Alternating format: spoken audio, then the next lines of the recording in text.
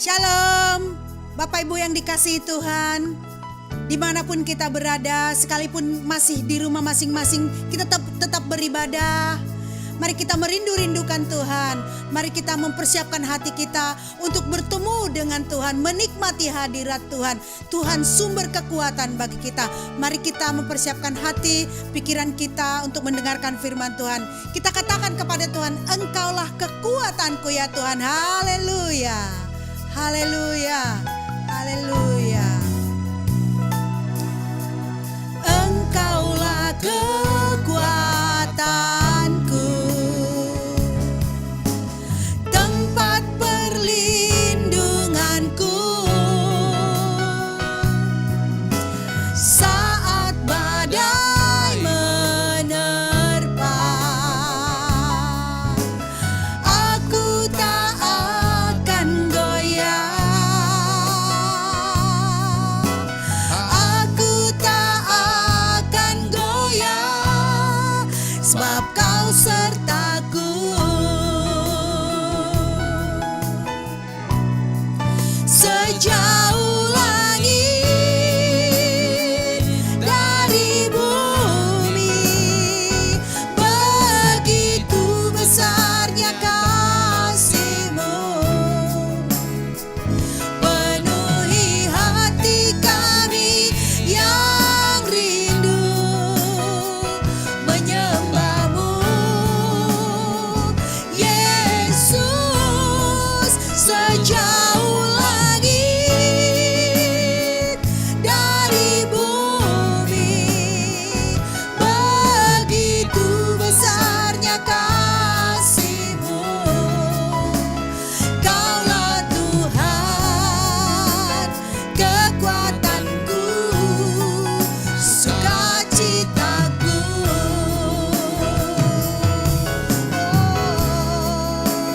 Kaulah Tuhan, kekuatanku, sukacitaku.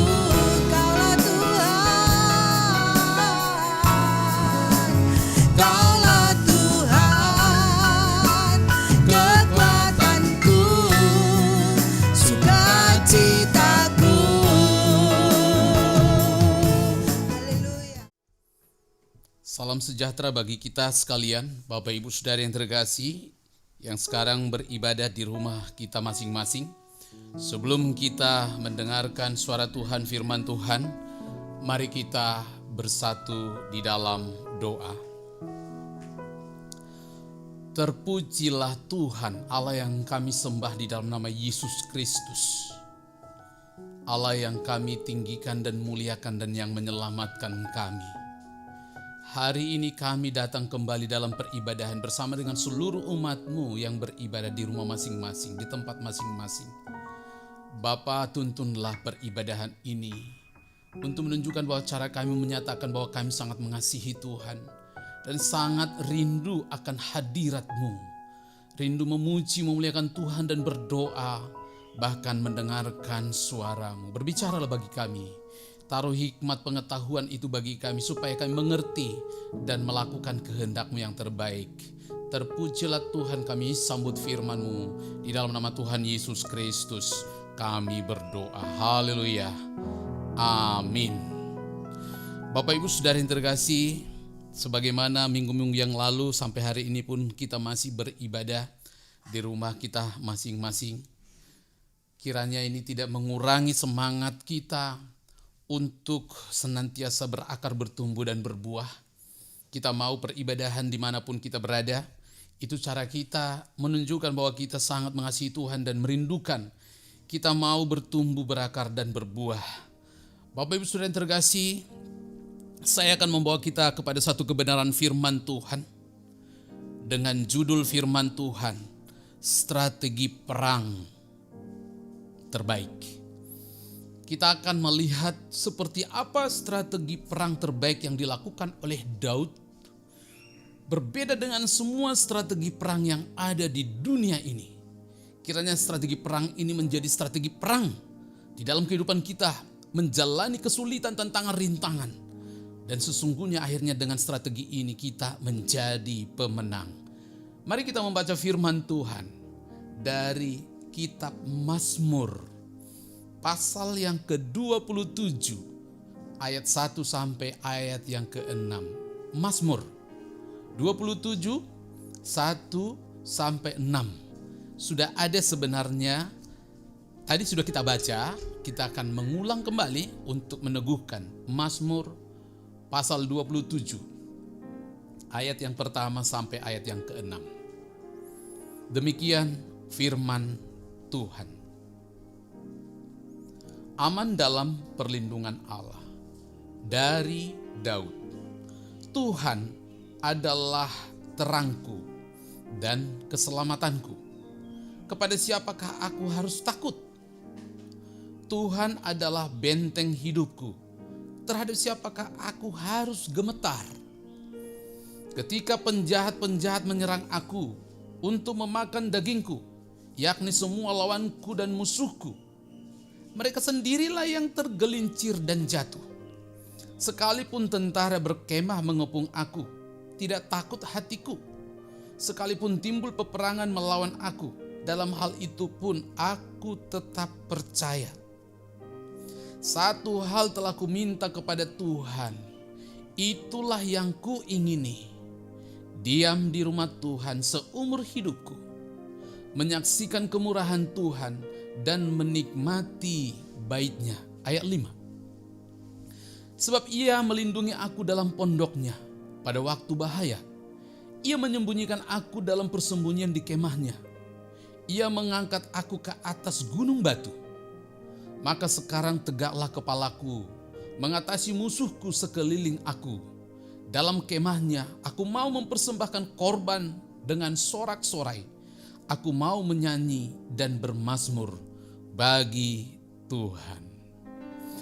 Bapak Ibu Saudara yang terkasih, saya menyebut tadi di awal bahwa ada strategi perang yang luar biasa yang ditunjukkan oleh Daud di dalam ayat yang baru saja kita baca.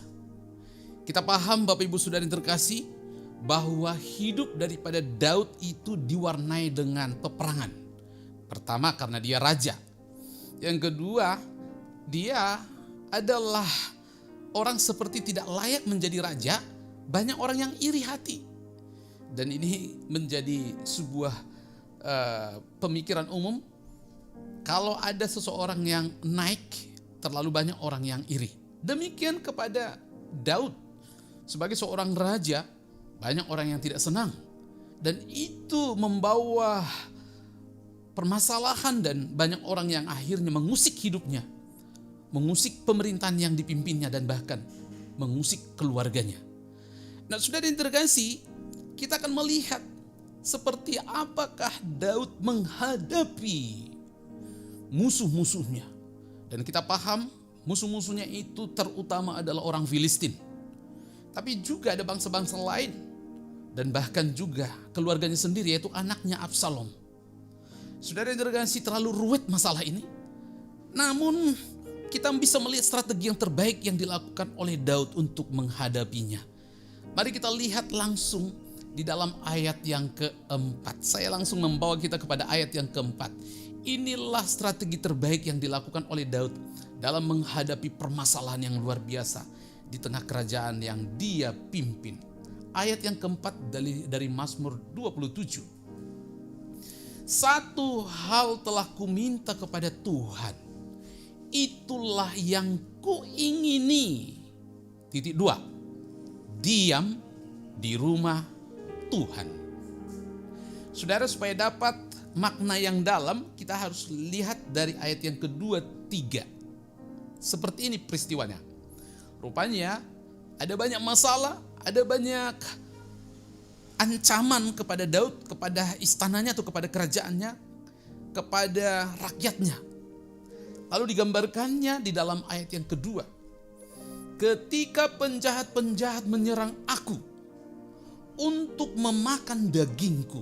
Saudara, kita bisa lihat ini pasti maksudnya kiasan. Memakan daging itu kanibal ya. Tetapi yang mau diberitahukan, membunuh aku, menghancurkan hidupku, menghancurkan kerajaanku. yakni semua lawanku dan musuhku. Mereka tersendirilah yang tergelincir dan jatuh. Ayat 3. Sekalipun tentara berkemah mengepung aku. Kalau sampai berkemah itu berarti bukan 10-20 orang lagi, itu sudah ratusan bahkan ribuan musuh ada di sekeliling untuk mempersiapkan diri kepada peperangan besar. Tidak takut hatiku di dalam ayat 3. Sekalipun timbul peperangan melawan aku, dalam hal itu pun aku tetap percaya. Saya sangat tertarik dengan kata sekalipun. Untuk memberitahu ada situasi yang begitu gersang, luar biasa. Sekalipun aku terancam, sekalipun nyawaku terancam, kerajaanku terancam, karena memang mereka sudah mempersiapkan untuk menyerangnya. Saudara yang terkasih, biasanya kalau udah seperti ini, apa yang dilakukan oleh orang yang sedang berperang?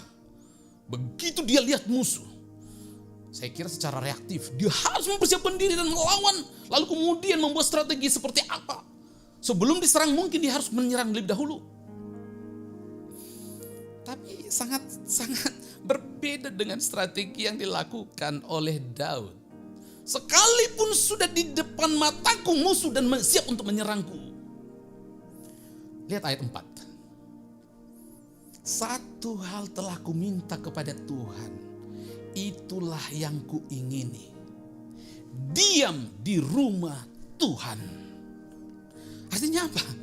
Sekalipun sudah di depan mataku permasalahan itu sudah begitu luar biasa sadisnya, tapi justru yang kulakukan bukan menyerang balik, bukan membangun strategi seperti apa, tapi justru aku pergi ke rumah Tuhan, diam di rumah Tuhan.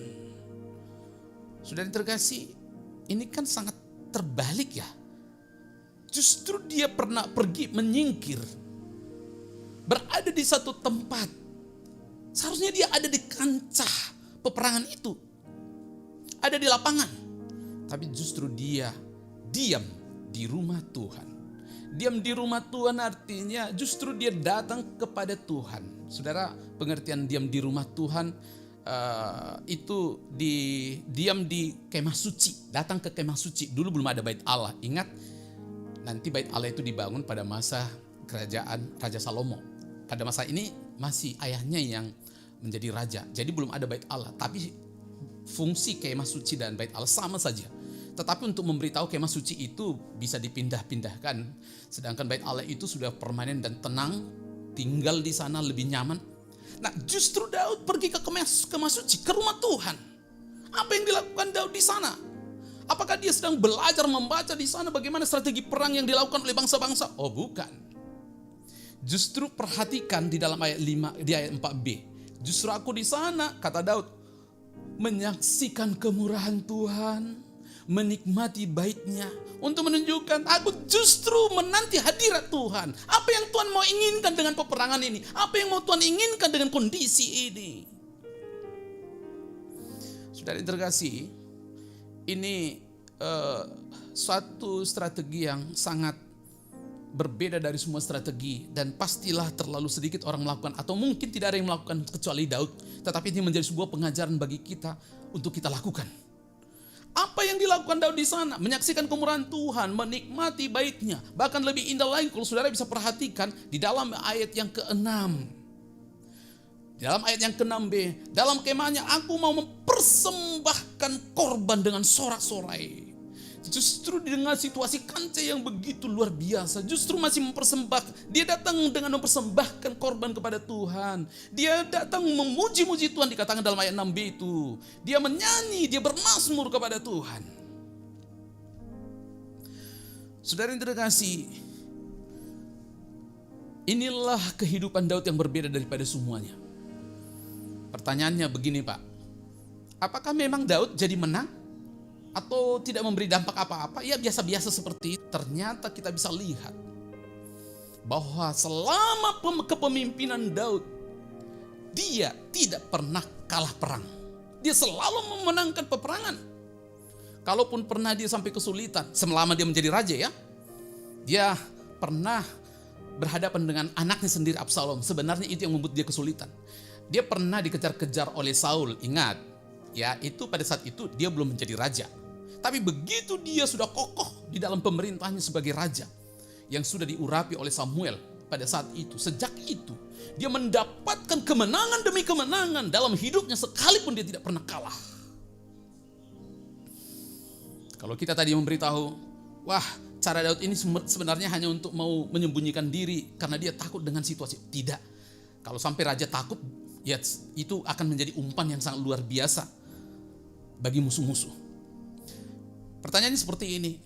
Apakah memang ada data-data yang menunjukkan bahwa Daud di tengah kancah persiapan perang atau di tengah peperangan, justru dia datang ke kemah suci, datang kepada Tuhan, dan justru dia menikmati hadirat Tuhan, sedangkan situasi begitu bergolak sekali. Wah, terlalu banyak. Tapi mari kita lihat cerita ini di dalam 2 Samuel pasal yang ke-5. Saudara yang kita baca di dalam kitab 2 Samuel pasal yang ke-5 ayat yang ke-17 sampai ayat yang ke-25. Coba kita buka 2 Samuel pasal yang ke-5 ayat 17 sampai ayat yang ke-25. Dan di dalam kertas warta itu ada. Saya baca ayat 17. Ketika didengar orang Filistin bahwa Daud telah diurapi menjadi raja atas Israel. Ini kan sudah diurapi. Maka majulah semua orang Filistin untuk menangkap Daud. Ini maju untuk menangkap Daud. Ya, dipakai kata menangkap karena memang sebelumnya yang menjadi raja itu adalah Saul. Jadi seolah-olah Daud itu dianggap bukan sebagai musuh perang, tapi seperti penjahat yang harus ditangkap. Terlalu gampang. Kalau diperangi berarti ada perlawan yang seimbang, tetapi kalau ditangkap berarti dianggap ini terlalu mudah untuk ditangkap. Titik. Tetapi Daud mendengar hal itu, lalu ia pergi ke kubu pertahanan. Ya, dia membuat di tengah pertahanannya.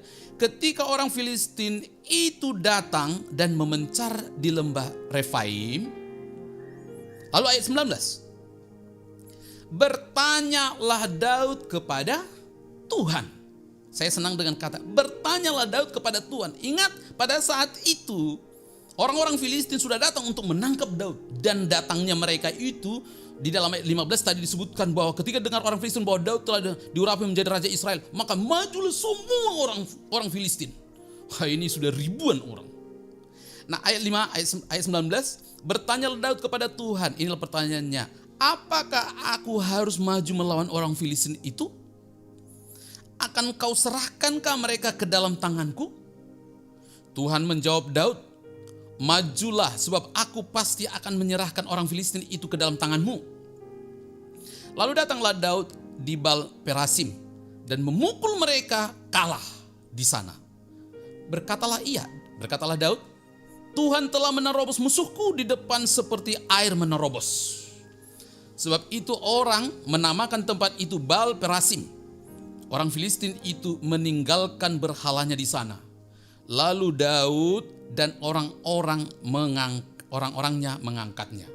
Perhatikan ayat 22. Ketika orang Filistin maju sekali lagi. Nah, ini maju beberapa waktu kemudian maju sekali lagi. Dan memencar di lembah Refaim. Sama, di lembah Refaim juga tadi peperangan itu. Berarti mereka sudah kalah lalu mereka mundur. Suatu waktu tidak terlalu lama datang lagi mempersiapkan strategi yang baru seperti itu. Ya. Nah, lalu Daud tahu sudah ditergasi rupanya mereka siap untuk memerangi atau melawan daripada Daud. Tapi saya sangat senang ayat yang ke-23. Coba saudara perhatikan. Maka bertanyalah Daud kepada Tuhan. Perhatikan, justru Daud bertanya kepada Tuhan. Padahal peperangan sebelumnya sudah dimenangkannya peperangan melawan orang Filistin. Untuk memberitahu sebenarnya terlalu gampang bagi dia untuk mengalahkan untuk kedua kalinya. Karena apa? Karena dia sudah berpengalaman untuk mengalahkan orang Filistin di tempat yang sama lagi. Pastilah Daud juga punya strategi untuk memerangi peperangan, untuk memenangkan peperangan berikutnya. Tapi tidak seperti itu. Justru Daud, kembali ayat 23, maka bertanyalah Daud kepada Tuhan, bertanya lagi kepada Tuhan. Dia membangun kembali hubungan dengan Tuhan. Dia datang kepada Tuhan. Dia bertanya. Ini bertanya tidak sekedar sama seperti orang bertelepon. Tuhan, ini peperang. Oh bukan. Pasti dia pergi ke kemah suci. Lalu kemudian dia berdoa. Ya tentu juga dia mungkin membawa pengawal dan seterusnya. Berdoa di sana. Dan kemudian ya sebagaimana setiap datang kepada Tuhan. Kadang-kala dia harus membuat persembahan-persembahan lain. Ada puji-pujian dan yang lain. Lalu kemudian dia sampaikanlah hasratnya. Tuhan, orang-orang Filistin itu kembali di lapangan Refaim, di lembah itu. Tentu saja mereka akan mau mengalahkan saya. Dan hari ini aku datang kepadamu mohon belas kasihanmu. Apakah engkau, nah inilah pertanyaannya. Apakah engkau mengizinkan aku kembali untuk berperang di sana? Lihatlah jawaban ayat 23. Apa jawaban Tuhan? Berbeda dengan jawaban sebelumnya. Janganlah maju, tetapi buatlah gerakan lingkaran sampai ke belakang mereka, sehingga engkau dapat menyerang mereka dari jurusan pohon-pohon kertau. Nah, jadi ini agak beda sekali. Justru Daud mendapatkan pengarahan lain dari Tuhan. Seharusnya kan, ya udah berperang lagi, mudah, karena kamu kan sudah punya pengalaman. Bukan, rupanya Tuhan mengatur strategi yang lebih indah lagi kepada Daud. Diberitahukan, jangan maju berperang, tetapi buatlah gerakan lingkaran sampai ke belakang. Dan seterusnya dengan gerakan ini. Akhirnya ayat 24. Dan bila engkau mendengar bunyi derap langkah di puncak pohon-pohon kertau itu, maka haruslah engkau bertindak cepat. Sebab pada waktu itu Tuhan telah keluar berperang di depanmu untuk memukul kala tentara orang Filistin. Ayat 25. Dan Daud berbuat demikian seperti yang diperintahkan. Dan Daud berbuat demikian seperti yang diperintahkan Tuhan kepadanya. Maka ia memukul kala orang Filistin mulai dari Geba sampai dekat Gezer. Sudah ada yang terkasih? Dan ayat yang ke-25 ini memberikan keyakinan bahwa apa yang diminta oleh Daud terjawab. Akhirnya orang Filistin itu kalah untuk beberapa kali. Saudara, yang saya mau beritahukan bahwa ini kan kancah peperangan yang begitu luar biasa. Masih ada kesempatankah pergi lagi bertanya kepada Tuhan, dan itu kan menghabiskan waktu, dan sepertinya itu bukan strategi perang yang terbaik karena musuh kita sudah di depan kita dan mereka sudah mempersiapkan strategi perang yang tentu lebih bagus lagi daripada sebelumnya. Tetapi Daud tetap dengan strategi awal, pergi menjumpai Tuhan dan bertanya kepada Tuhan. Ini yang saya katakan tadi dengan judul strategi perang yang terbaik. Dan inilah sekaligus menjadi aplikasi dan sekaligus firman kepada Bapak Ibu Saudara yang terkasih, kepada kita di tengah kehidupan yang begitu sulit yang sedang kita hadapi. Memang benar, kita tidak sedang menghadapi peperangan seperti melawan orang Filistin atau bangsa lain. Tetapi kita sedang berhadapan dengan masalah kita sendiri, tantangan yang begitu sulit juga. Ada pergolakan-pergolakan hidup yang sangat luar biasa. Bagi Bapak Ibu Saudara yang terkasih yang bermasalah dengan pekerjaan atau bisnis atau dagang, ini permasalahan yang berat sebab ini menyangkut tentang makan minum. Atau juga hal utang piutang, wah ini juga lebih berat. Lalu kemudian mungkin berbicara tentang pergumulan kesehatan, apalagi kesehatan yang menurut kita waduh parah sekali. Sakit ini, bagaimana ini? Panik. Atau mungkin ada permasalahan keluarga antara orang tua dengan anak, atau persoalan-persoalan masa depan yang begitu kabur, yang begitu sulit kita pahami. Ada persoalan-persoalan pribadi yang mungkin tidak terucapkan. Seperti apa kita menghadapi serangan ini, menghadapi masalah ini? Kalau satu-satu datang mungkin kita agak sedikit lebih lega. Tapi kalau datang 2, 3, 5, 10, apa yang harus kita lakukan? Biasanya kita melakukannya dengan reaktif. Wah, begitu langsung kita lakukan sesuatu yang menurut pikiran kita. Ada orang yang tidak reaktif tapi menjadi diam, pesimis, putus asa dan tidak peduli. Akhirnya semakin parah. Lalu yang mana kita pilih? Pilih yang ketiga. Inilah cara Daud. Yaitu dia sendiri berkata, Satu hal telah kuminta kepada Tuhan, itulah yang kuingini, diam di rumah Tuhan.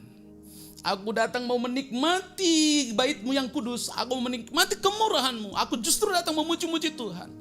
Aku datang sembah sujud.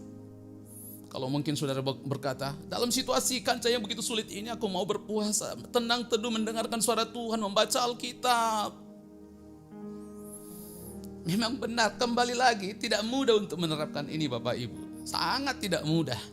Sebab tidak lazim orang-orang normal melakukan ini.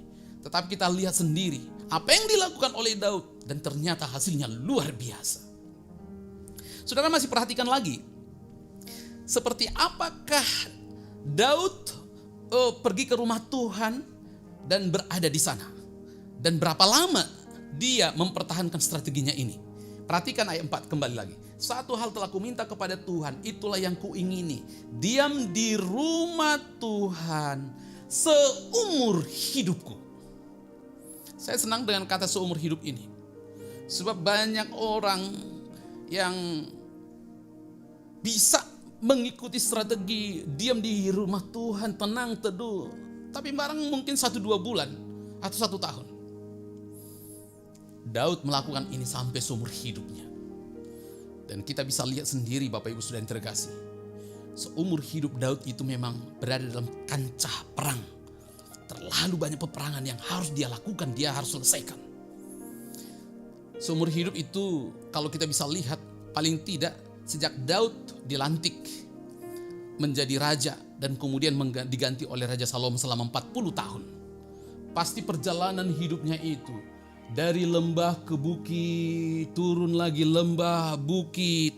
Untuk memberitahu, di tengah itu sulit sekali. Sepertinya hidupnya sudah hampir berakhir. Tapi Tuhan angkat lagi di bukit, dia di puncak kemasurannya, jatuh lagi. Dan memang seperti itu perjalanan hidup kita Bapak Ibu. Tidak ada kita terpuruk terus mulai dari awal sampai selesai, tidak. Tidak mungkin juga kita terus berada dalam kemasyuran dari awal sampai selesai, tidak. Pasti akan ada lembah bukit. Dan Bapak Ibu Saudara tahu, ada 2 di lembah dan bukit. Ada 2 hal yang mau saya sampaikan, bahwa orang bisa meninggalkan Tuhan ketika dia di lembah penderitaan yang begitu sulit. Dan dia mulai mengasihani dirinya berkata, aku ikut Tuhan, tapi kenapa seperti ini terjadi kepadaku? Bagian apa ini? Banyak orang pada waktu di lembah jatuh ke dalam dosa dan meninggalkan Tuhan. Atau dia pas dia di atas bukit, artinya dia sudah dalam keadaan masyhur, berhasil, kaya, sukses. Justru di sana dia meninggalkan Tuhan karena merasa dirinya sudah hebat, tidak membutuhkan Tuhan lagi. Daud pernah mengalami di lembah, Daud pernah ada di bukit, di puncak. Tapi saya senang dengan muncul perkataan, diam di rumah Tuhan seumur hidupku. Bapak Ibu Saudara yang terkasih, bisa saja sekarang ini kita berada di lembah. Di tengah berkecamuknya masalah keluarga, masalah keuangan, tantangan-tantangan yang lain.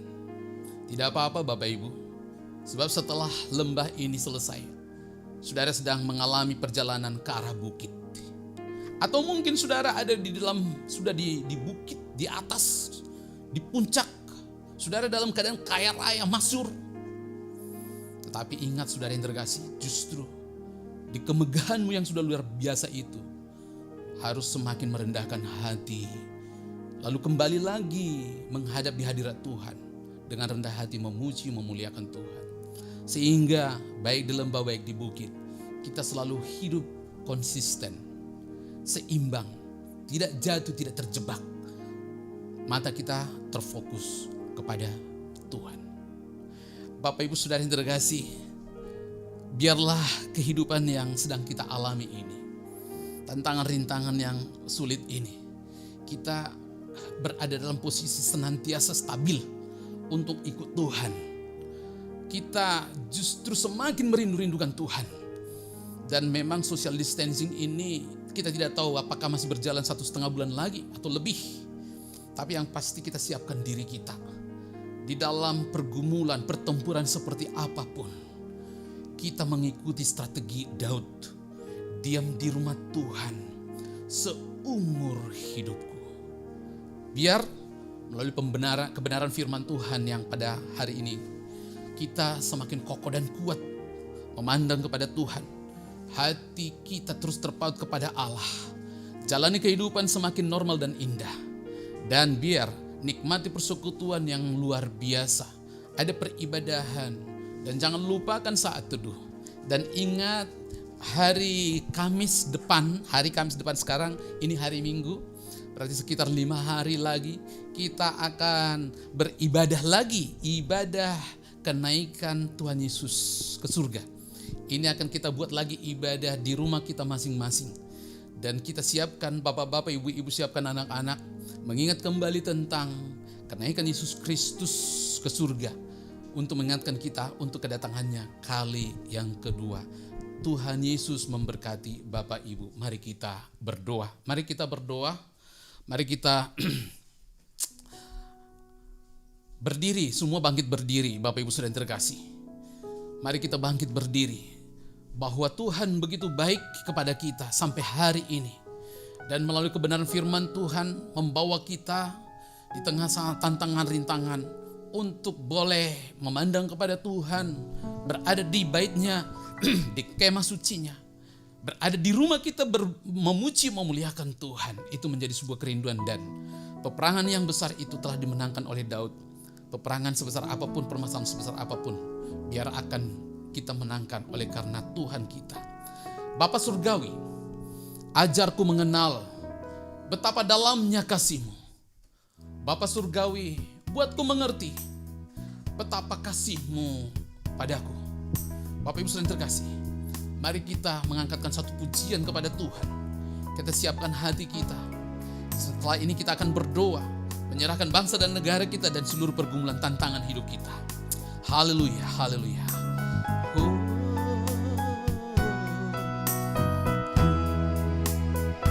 Bapa Surgawi, Bapa Surgawi, ajarku mengenal betapa dalamnya kasih-Mu. Bapa Surgawi, Bapa Surgawi, buatku mengerti betapa kasih-Mu padaku.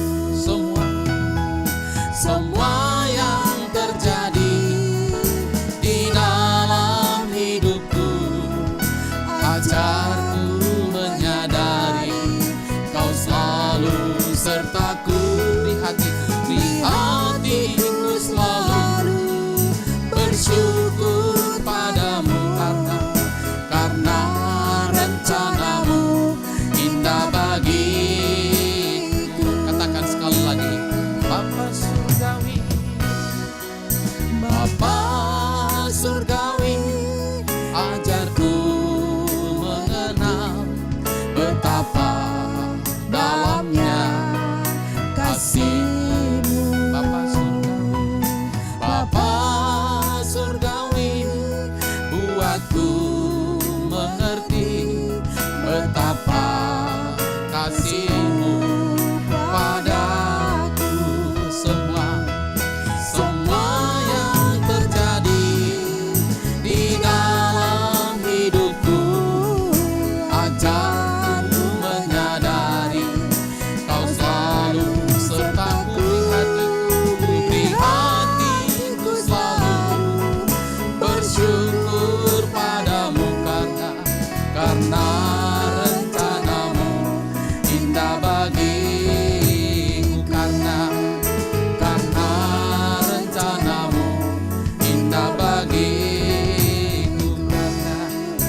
Karena rencana-Mu indah bagiku.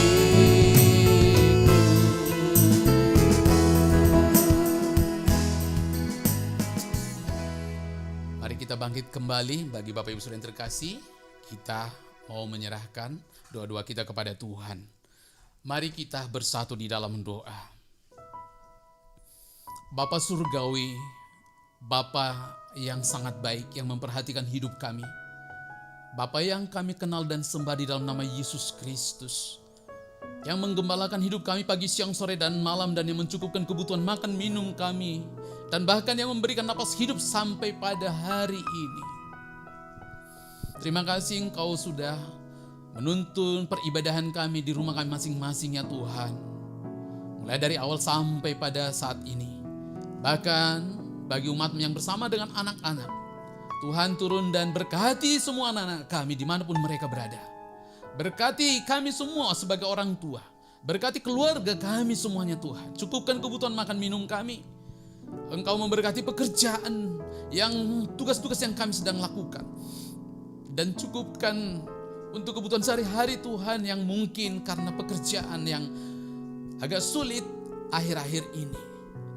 Tuhan kami pertaruhkan kepadamu umat yang sedang menghadapi masalah dan menghadapi masalah kesehatan atau yang sedang mengalami sakit penyakit. Tuhan ulurkan tanganmu dan sembuhkan demi nama Tuhan Yesus Kristus.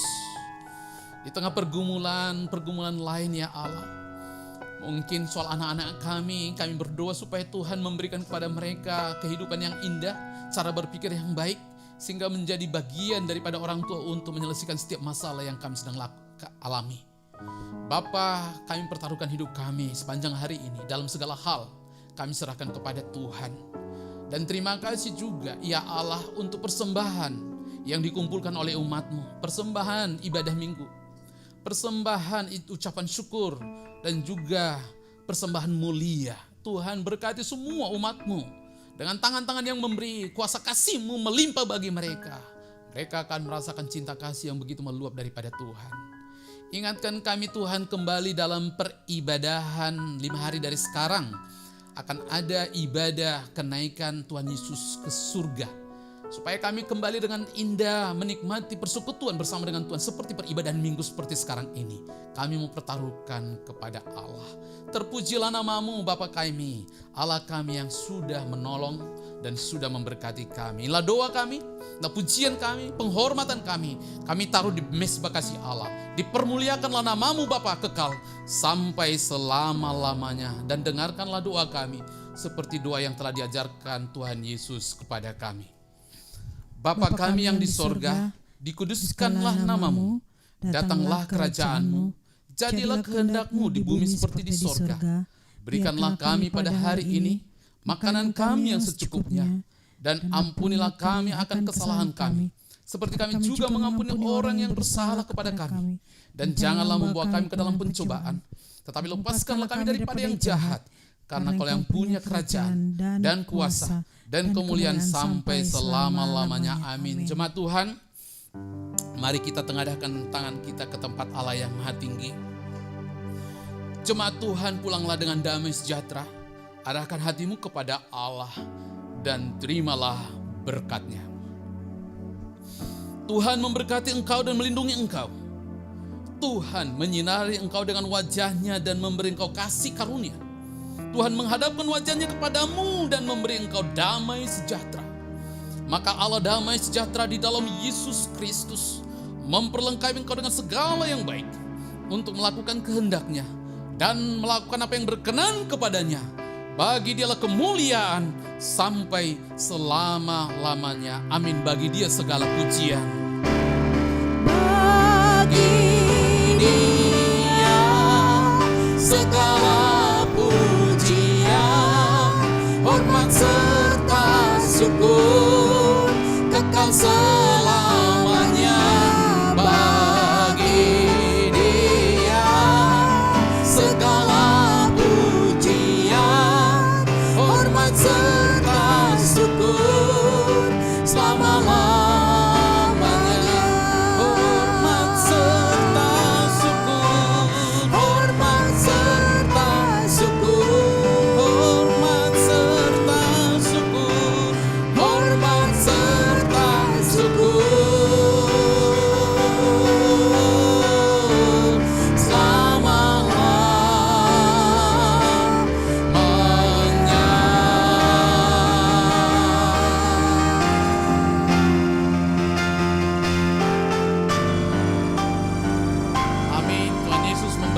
Bapak Ibu sekalian, shalom, shalom, amin. semua yang terjadi di dalam hidupku. Ajarku menyadari Kau selalu serta